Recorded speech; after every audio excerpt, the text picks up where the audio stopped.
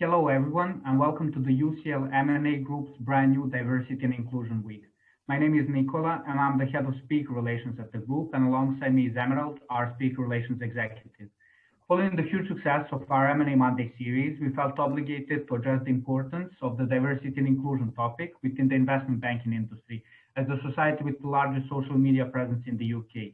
Therefore, during this 7-day event, you can expect interviews with heads of diversity and inclusion of leading investment banks, M&A advisors, and panel events which will help students coming from diverse backgrounds break into the industry.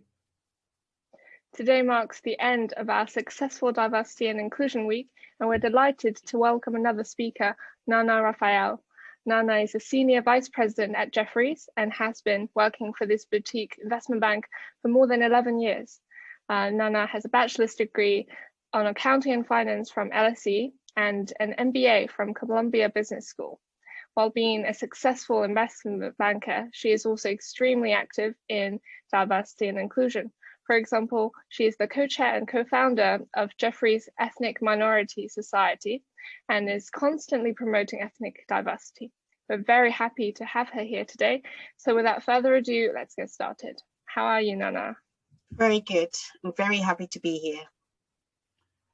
So for the first question, we just wanted to start even before you started your career. So you are now working in the UK, but you were raised in Ghana, Liberia, and Nigeria. And I'm sure that it was quite a unique and challenging journey to break into the financial and then later into the M&A industry.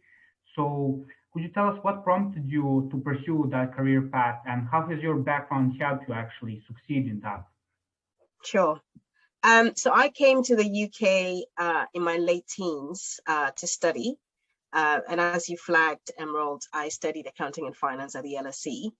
I spent most of my childhood living in Ghana, but my family moved around a bit, which is why we also lived in Liberia and Nigeria. So, growing up, members of my family, we had lawyers, doctors, some accountants, but investment banking was just not an industry that was established in West Africa at that time. So coming to the LSE, and for those of you, who work and study in London, you would know that if you're attending a university in London, it's fertile ground for recruitment, and LSE was no different. So pretty much walking through the doors, everybody was talking about the next internship, the next spring week. And that's when I first heard about investment banking. And I was studying accounting and finance. I was hell-bent on becoming an accountant. But as I had more and more conversations on campus, my interest was piqued.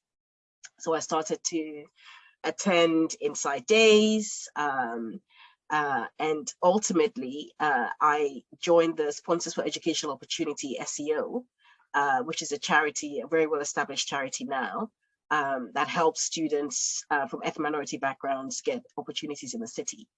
And it was really through SEO that my eyes got opened to the world of investment banking. And I did a summer internship at Deutsche Bank. At the time, before I joined, I didn't have a clue what I wanted to do specifically, but I went through the assessments. And in those days, SEO would take you through a series of assessments and then tell you where they thought your skill set fit best. And they thought I could either go into investment banking or asset management. So I decided that I would try investment banking.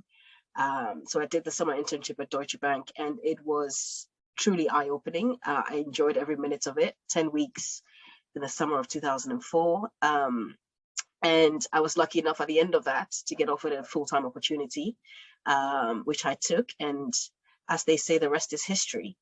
I think in terms of my background and how it's shaped my career, I think, as a young child, moving around a lot teaches you adaptability.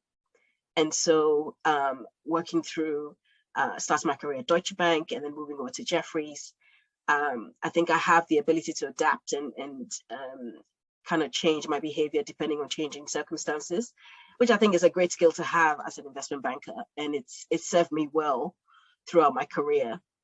I think it's also helped me to overcome some of the cultural barriers that one would expect for someone of my background to face, coming into a world where, frankly, there were not many people that looked like me at my level, let alone above me. And so that was definitely something that I struggled with coming through the years. But I think, again, that sense of adaptability, that sense of being able to cope with changing circumstances, with being put in an environment that you're not necessarily comfortable in, but thriving nonetheless, are all skills that my background have helped me cope with throughout my career. I think the final thing I would say is tenacity. Growing up in my family, everybody was really hardworking through the generations, really. I mean, both my grandmothers owned their own businesses. My dad's father was a farmer. My mother's mother was a baker. And I saw how hard they worked, even through my childhood when they would have been much older. So work ethic is something that I've always been brought up to hold firmly onto. And I think that is another thing that has served me well throughout my career. So I'd say all of those things have all been important sort of building blocks, if you like, for the career that I have today. Thank you very much. It's good to hear that some of your career journey at the start is quite similar to what our members are also trying to pursue, and the good qualities you mentioned are definitely very important. And as you've mentioned, your background, which leads very well into this question now. So as a Black female in the investment banking industry, how do you think your experiences influenced you to make you so active in the D&I field of the industry? I mean, it was very challenging to not see many Black females in senior positions coming through my career.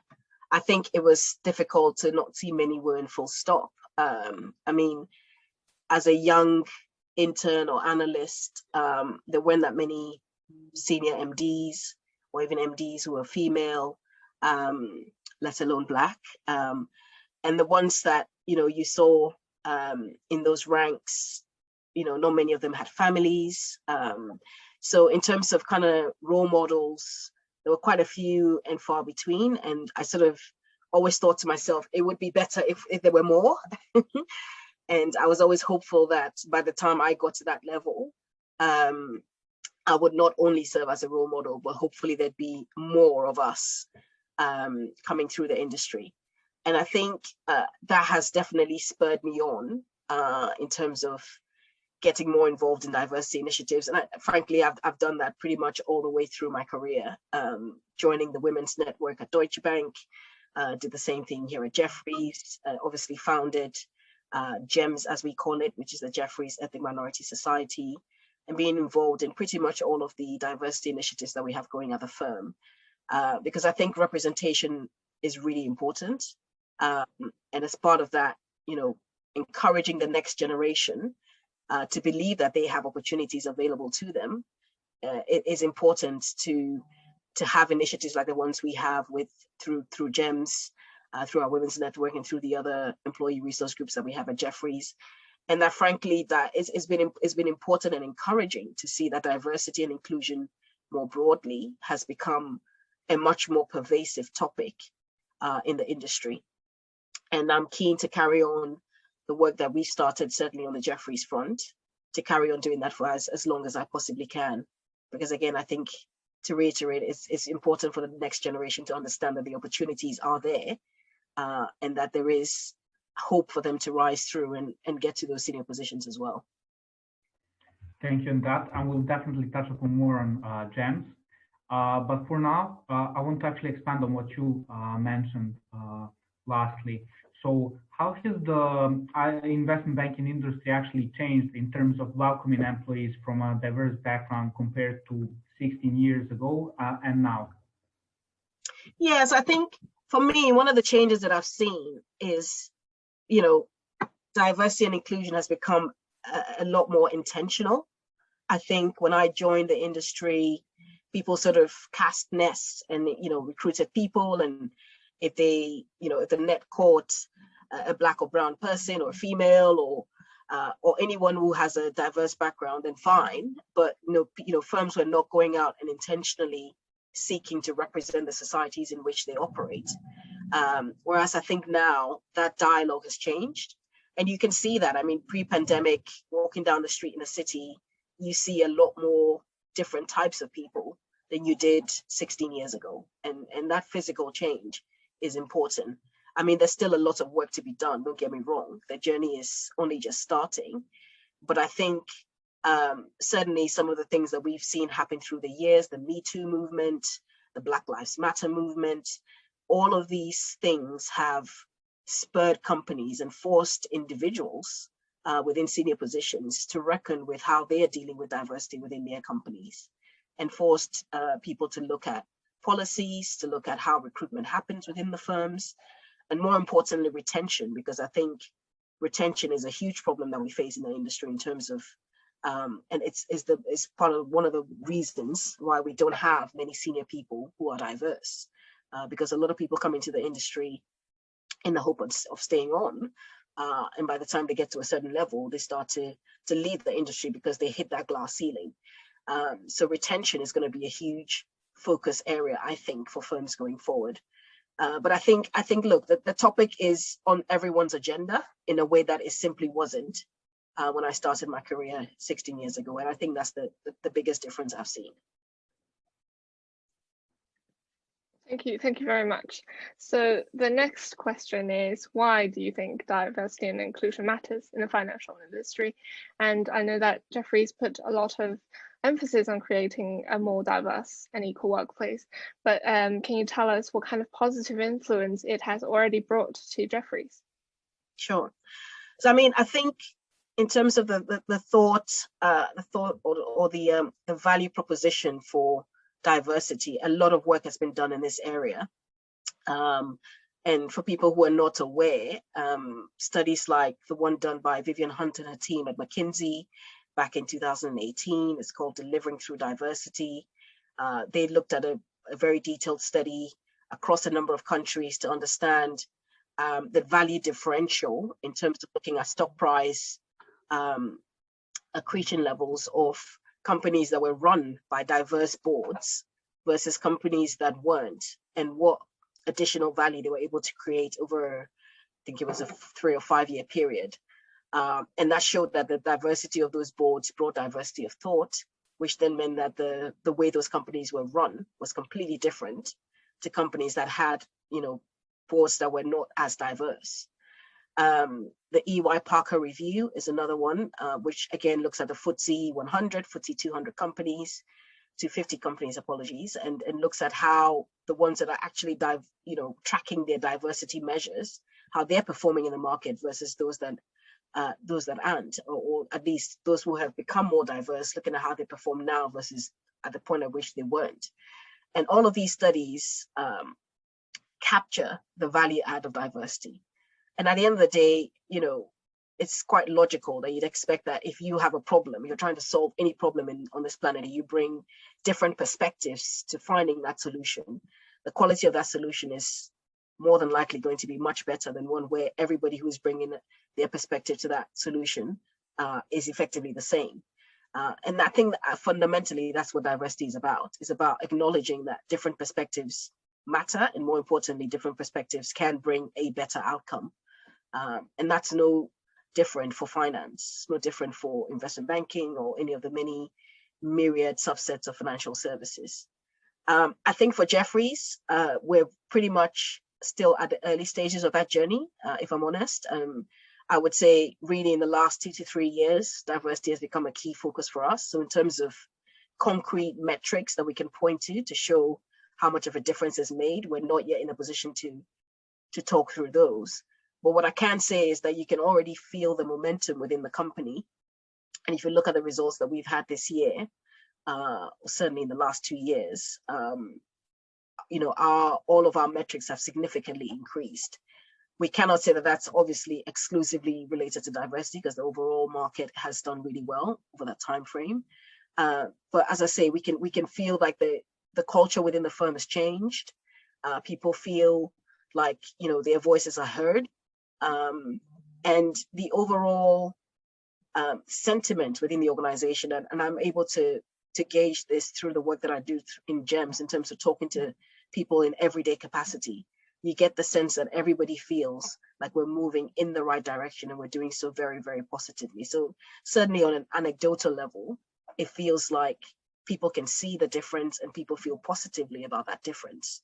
But as to the metrics itself, we will have to come back to that when we have enough information and data to be able to tell you that, you know, we think that diversity has made this much difference to our business.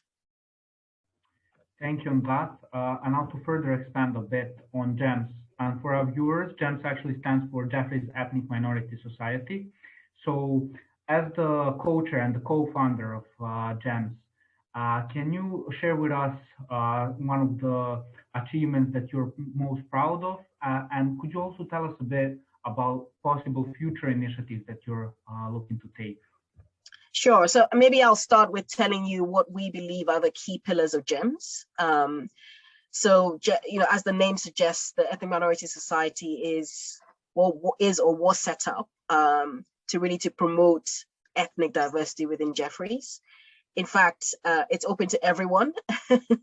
We don't limit the numbers of people because we believe in true representation. And our steering committee is comprised of people of all colors, because we believe that the underrepresentation problem that we're trying to solve for is complex and requires as many brains as possible to solve. And we're not going to do that by only just talking to people of color. We also need to talk to everyone within the industry and everyone who's interested in solving that problem. And so that's how we approach things. And our pillars are threefold. Number one is ensuring that there's representation from a recruitment standpoint, and that's across levels. So not just junior recruitment at senior levels as well.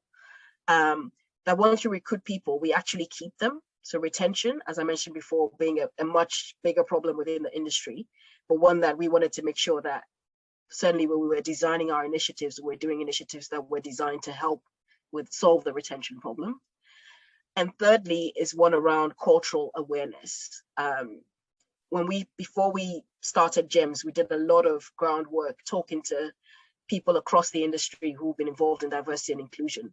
And one of the themes that emerged from those discussions was the biases that emerge when people don't understand something that they're not used to seeing growing up or used to seeing in everyday business context.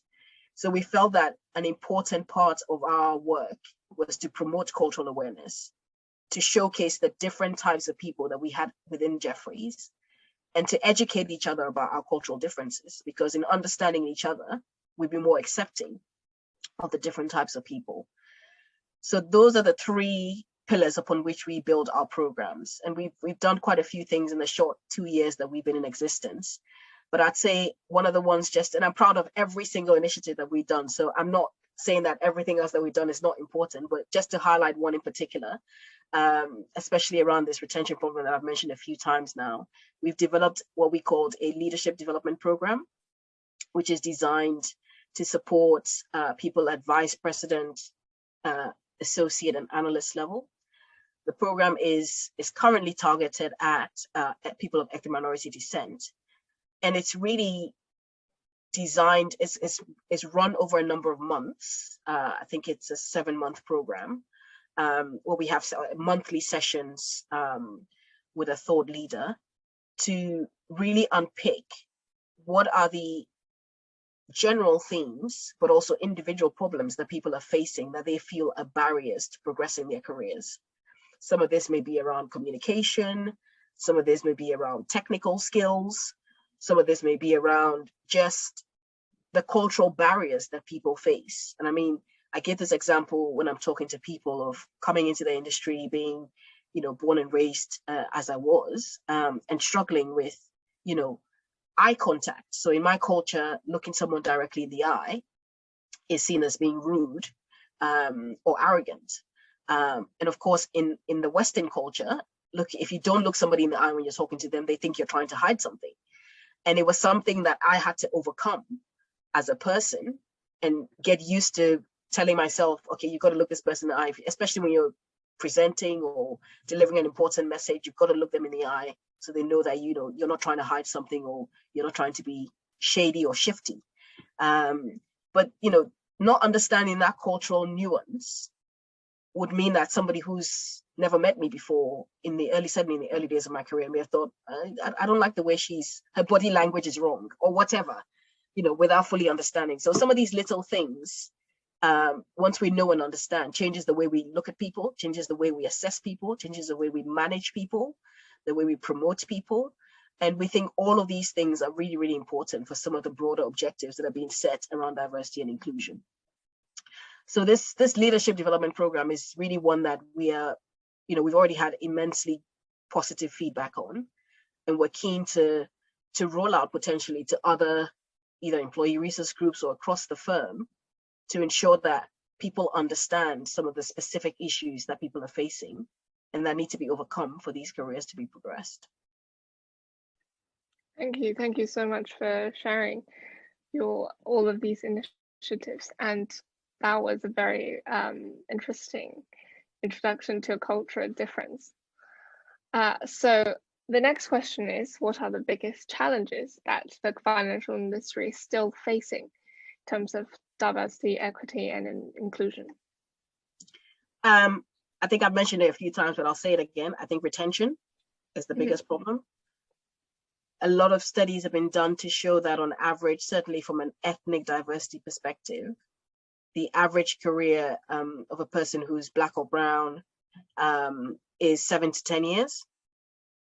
So they get to that sort of VP level and they leave the industry, either because they feel they don't have the capacity, ability to get to the next level.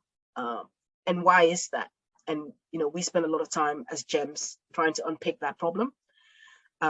People will, anecdotally, I know that people have left the industry in the past. Some of my friends left the industry in the past because they didn't feel, for instance, they were well positioned to build the relationships that were required to get to the next level, because they didn't belong. They didn't go to the same schools that some of the people that they were trying to build relationships went to school with. They didn't hang out in the same social circles, et cetera, et cetera. That's one example.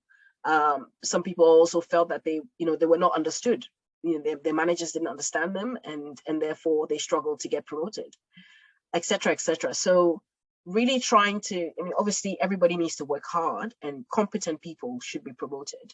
There's no two ways about that. And this is not about cutting corners on quality, but is ensuring that these cultural differences and these kind of differences that come with really creating a diverse group of people doesn't force people into defaulting into only what they know. So people, again, studies have been drawn up to show that people tend to promote and recruit in their own image.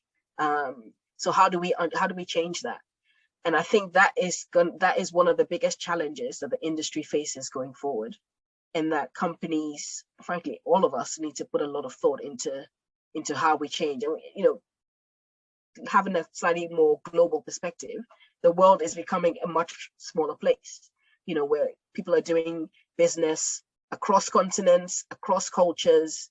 So this is not just a problem for kind of UK focused companies. This is a global issue. And until we try to change some of how we think about it, it's going to be very difficult to see how certainly our children and the next generations coming after us will inherit a world that is globalized in the sense of kind of national and other big picture perspectives. But at an individual and local level, people don't think in those terms.